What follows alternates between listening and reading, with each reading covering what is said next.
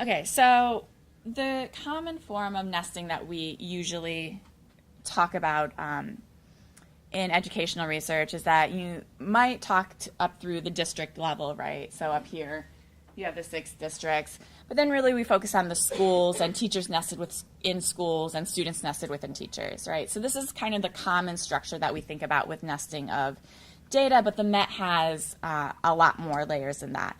And I'm not going to go into each layer right now, but as the morning unfolds, you'll see each of those layers.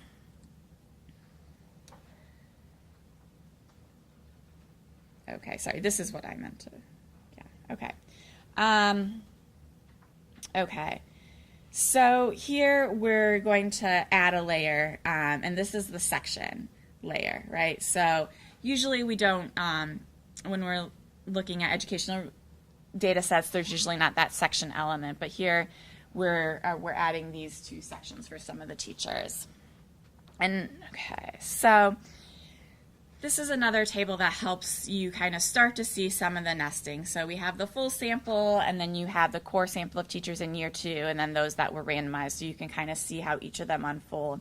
And you can start to see more of this nesting where you have the 6 districts and the schools, and then the teachers, and then finally the class sections where the teachers, the specialist teachers, could nominate specific sections for their classrooms. Okay, so now let's get into the what of the study.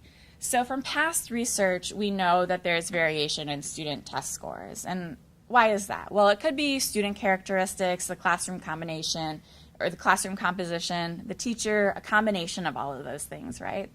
And so when we talk about how the teacher is related to student achievement, we talk about teacher effects. Does it matter what teacher the student has, right? And so educational policies like No Child Left Behind require highly qualified teachers in all classrooms, and this suggests that the teacher does matter, right? And we've also seen a considerable emphasis on teacher accountabilities with initiatives like Race to the Top, and requiring teacher evaluation systems, not only to evaluate performance, but also to help identify the needs of teachers to help the teachers improve. And so with the MET data, the overarching question with the MET data addresses how is teacher effectiveness related to student achievement? In other words, how are the teachers that the students have, how is that related to their achievement? Does it matter what teachers students have, right? So that's kind of the what of what the MET study is getting at. So what do we have in the data? Right, so we've talked a little bit about some of these. We have the student achievement data, which include both state tests and supplemental tests. We have student surveys, which you'll get a lot more about tomorrow. We have videos of lessons, which we talked about yesterday. We also have teacher content knowledge tests, teacher surveys, section files, principal surveys, and school administrative data. All right, and once again, in thinking about this data structure, even though we have student level information, this is a longitudinal teacher database.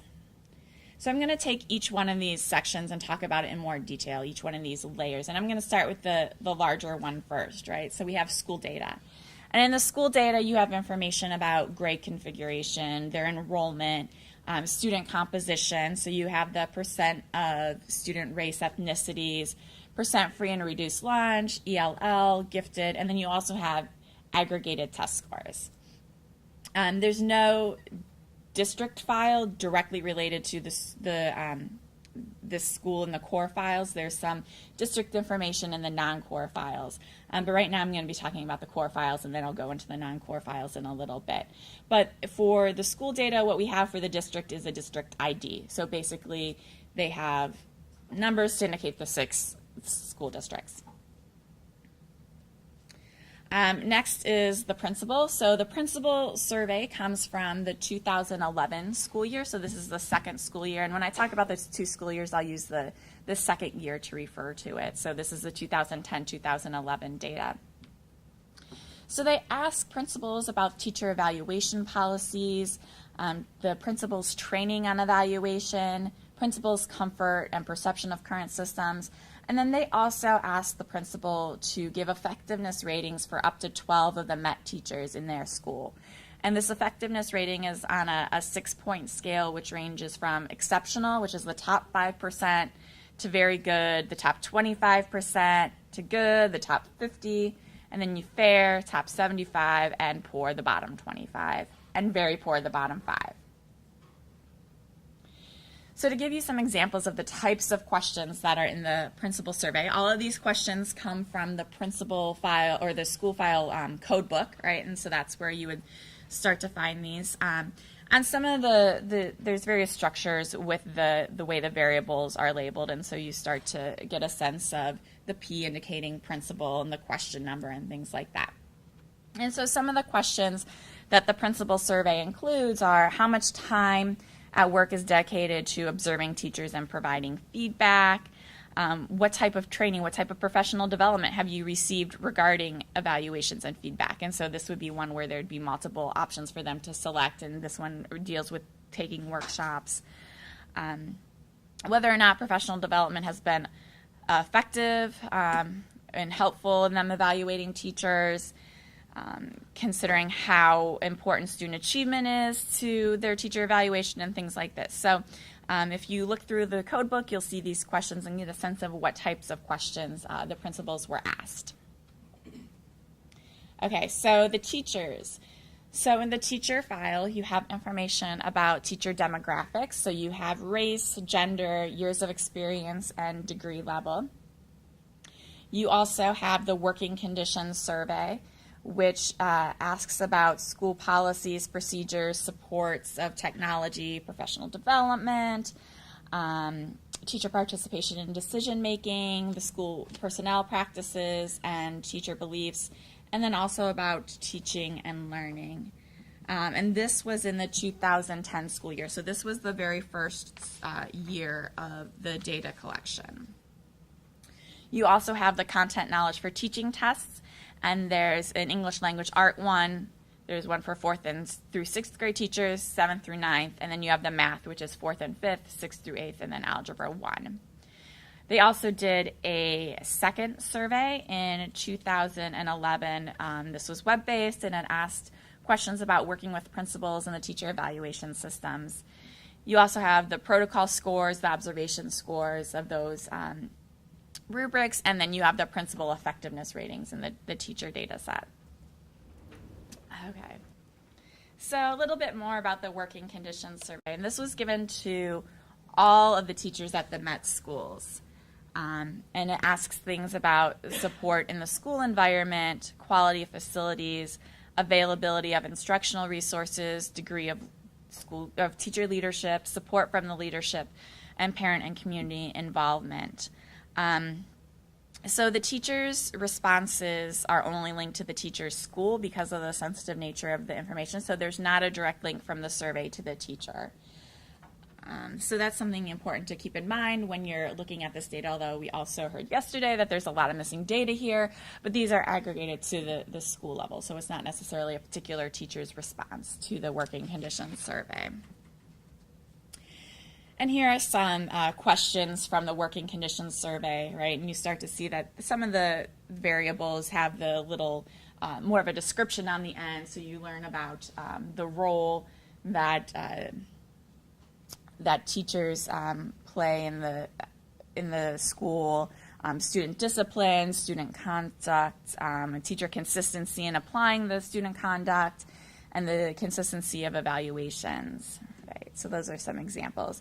And the working conditions survey questions start with this TWC, right, teacher working conditions. So content knowledge for teaching, they're divided into the English language arts and the math. So the English language arts are focusing on choosing the text to support their teaching goals, selecting activities that highlight particular text or techniques, and assessing understanding, and they also analyze student writing. The math looks at choosing the appropriate math representations, examples of concepts, interpreting student work. So for example, one of the questions might give an example of student work and say, okay, this student got this answer wrong. what other one of these would they get wrong based on what you can see the students doing wrong in the math, right? So are they not doing the order of operations correctly, or are they doing computational errors, things like that? So the idea is to try to get at the teacher evaluating the understanding of the student's work. Both of these tests are a combination of multiple choice and multiple response, and also constructed response for the most part. So then we have the second teacher survey, which occurs in the second year of the data collection in 2011. And this is only for the MET study participants, whereas the first teacher survey was for all of the teachers in the school. This is just the MET participants. And it asks teachers to report very broadly on the current evaluation practices within their school. And this includes trust in their principal, the credence given to ratings provided by administrators, the receipt of feedback on practice, and then the action that was taken on that feedback and the results of such action. So this is an example of some of the questions that come from the second teacher survey, and you can see that these start with the TSVY prefix, right? So you start to, once again, see this pattern for when you look through the teacher code book, you can start to identify where some of this information comes from based on the way that the variables are named. Okay, so this is a example of what you might see looking in the data file for teachers, right? So you would have a district ID, say this is District 4, you have a particular school ID, a teacher ID, a section ID, and then the grade and subject. And so these IDs, the district, school, and teacher ID, are the same for the 8th grade math teacher, right? So you can see that this is the same teacher, and there's 4 section IDs here. And some of this is because they teach 2 sections in 2 years, right? So you can start to see some of this nesting, right? So not only is this teacher nested within a school, within a district, but they also have sections nested within them, and they have different years too, right? Okay, so this is my example of that. This is a teacher longitudinal database. So say you have year 1, you have Mrs. K. She has students A, B, and C. Year 2, for Mrs. R's class, we see that student A appears again, but these other 2 students are no longer in a MET classroom, and so we can't track them, right? So, but what we can see is Mrs. K in year 1 and Mrs. K in year 2, and looking at those 2 groups of students, right? So this just reiterates that this is a teacher longitudinal database. Okay, so what do we have about the students? We have demographic information about the students from the district information administrative systems. We have race and gender, free and reduced lunch status, ELL, gifted status, and then you have their current and prior state tests, as well as supplemental test scores. The surveys are tomorrow. Let's see, so the state tests and the supplemental tests. So the supplemental tests for 4th and 5th grade include the balanced assessment of mathematics, as well as the SAT 9 for reading. For 6th through 8th grade, you have those same tests, and then 9th grade, you have the ACT Quality Core English, grade 9, Algebra 1, and Biology. Okay, so a little bit more about each of those tests. So the balanced assessment of math, which is shortened to BAM, it requires students to do 4 to 5 tasks, and they have to think about transforming and manipulating mathematical formalisms, inferring and drawing conclusions, and communicating about mathematics. So it's a higher cognitive demanding test compared to the state test. So it gets at a little bit different information.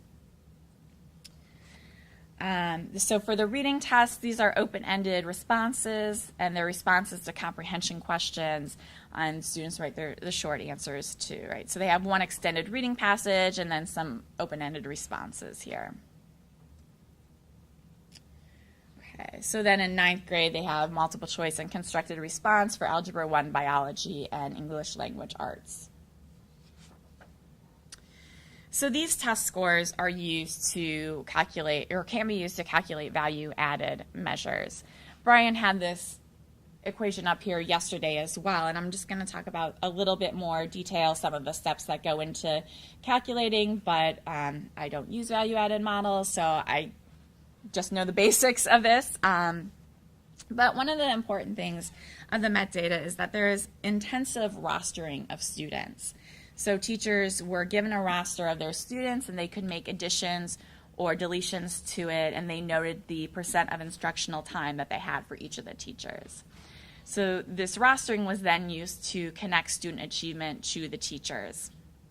And then using this information, they had the group of students that they needed to have to calculate the value-added scores. And this is the equation that they use. You see that there's student characteristics as well as the average of student characteristics for the section, and the same thing with prior achievement. And then you get this, what's left, which is the basis for the value-added scores.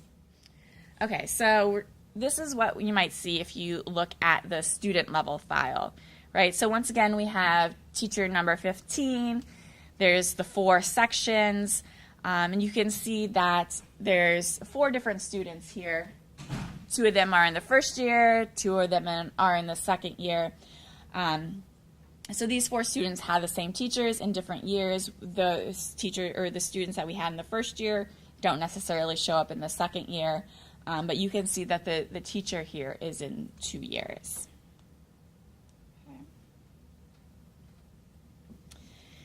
So the section level information, right? So a section is basically the classroom. So if we were in the MET study, this would be our section. The classroom next door would be a separate section. What we have for this section is information about the student composition. So the percent of race and ethnicity in the classroom, free and reduced lunch, ELL, gifted, etc. You also have the aggregated test scores and the class size.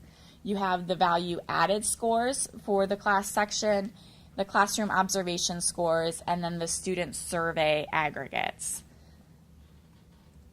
So something to keep in mind with the section level and also the intensive rostering is that you get a lot of information about student movement between sections because of this intensive rostering.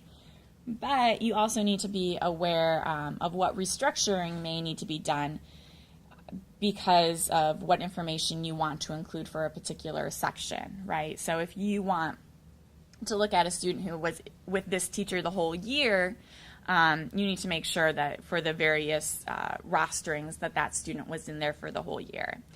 Also, when they have the section aggregated measures, the students were included in all sections. So if I'm in this section at the beginning of the year and I move to another section at the later in the year, my aggregate scores get included in both of those. So far what I've been talking about have been the core files. So the core files basically consist of year 1 teachers or year 1 and year 2 teachers. But there's also a subset of files that are non-core files. All right.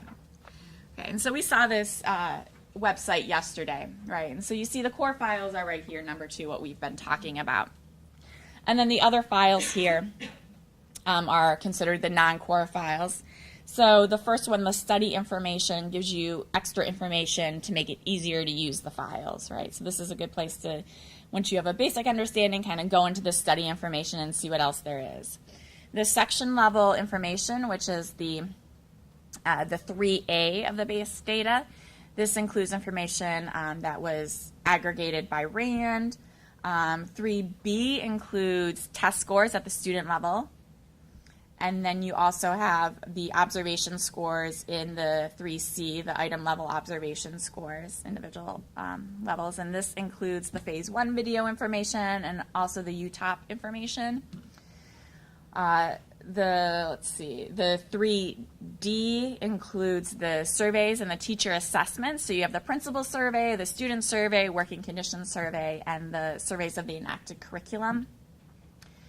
And then the one labeled a 4 includes the district-wide file, right? So while the district information isn't linked with the core files, this information includes, these files include all students in the district, not just those in the sample, and this can be used for the value-added modeling. So I'm going to go into a little bit of detail about some of the supplemental or the sub-studies that there are involved with the non-core file, right? And so my goal with this is just to give you a sense of what other information out there there is out there other than the core files, right? So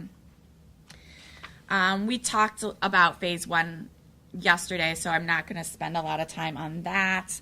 Also, there's the surveys of the enacted curriculum is included, and that was in the survey section of the data files, right? So I've used the surveys of the enacted curriculum in some of my other studies, and I really like it, so I'm going to take a few minutes to talk about it. It's a large content matrix that helps give you information about what the teacher is teaching in the classroom, not only the subject matter, but also the level of cognitive demand. And it's subject specific, so there's math, there's English language arts, and there's science ones. So at the end of the 2010 school year, 500 teachers from the study were included in this sub-study, and you get 100 teachers from each of these grade subject combinations. So 4th grade English language arts and math, and 8th grade English language arts and math, and then 9th grade biology. And the surveys of the enacted curriculum is done at the end of the school year, where the teachers reflect on what they've taught throughout the school year. So this is an example of something you might see on the surveys of the enacted curriculum, where there's questions about specific subject matter. There's 183 math individual subjects that are asked about, so place values, whole numbers, and they fit within larger domains. And the teachers can indicate then what they taught. So I think this is helpful to know what the teachers are actually teaching in the classroom. You could also compare to what you, how that's related to student achievement as well. There was recently a paper in IPA that looked at the connection between the surveys of the alignment of the surveys of the enacted curriculum and teacher effectiveness and student learning by Morgan Polikoff and Andy Porter. So I think that's another source of knowledge about the MET studies, to see what research is being published using it. So that I think is a good example. And then so there's also information about the UTeach observation protocol. And this is a new math and science observation scoring protocol to score math videos. Was used in the phase 1 Plan B sample as well. The protocol was specifically developed to accurately capture classroom quality while valuing instructional strategies from an inquiry-based learning to direct instruction. Right, and they trained the raters and the scoring of the videos. This was something that was managed by the National Math and Science Initiative, right? So this is something that's a little additional sub-study that I wanted to make you aware of, just so you have a sense of what all there is. There's also some information about the National Board for Professional Teaching Standards, and I believe there's some information in the section level file about that, but there's still some questions about the information that ICPSR has from them, so they only let us see what they're confident with and know about. There's still some questions there, but there's a little bit of information there as well. Leslie talked about the MET extension, which is another 2-year period that includes just videos, and it includes 350 teachers from the MET, so I'm not going to talk a lot about that since Leslie already did that. Any questions at this point?